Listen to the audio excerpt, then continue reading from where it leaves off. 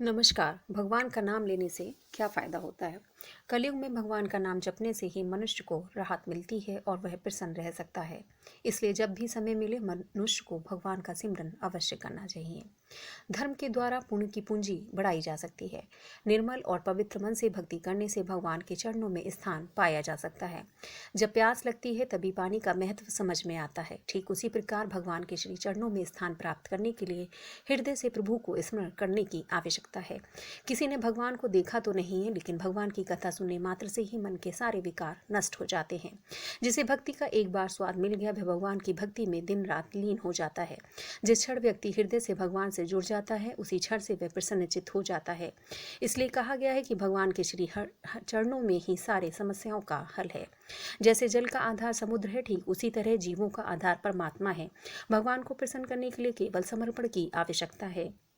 जीवन को सार्थक बनाने के लिए सत्संग से जुड़ना अनिवार्य है, क्योंकि हमारे सत्कर्म ही हमारी रक्षा करते हैं। हम धर्म से पुण्य की पूंजी बढ़ा सकते हैं, लेकिन पाप की पूंजी को कम नहीं कर सकते। पाप की पूंजी तो अपने आप बढ़ती है। जीवन में बिना पुण्य के सुख नहीं है।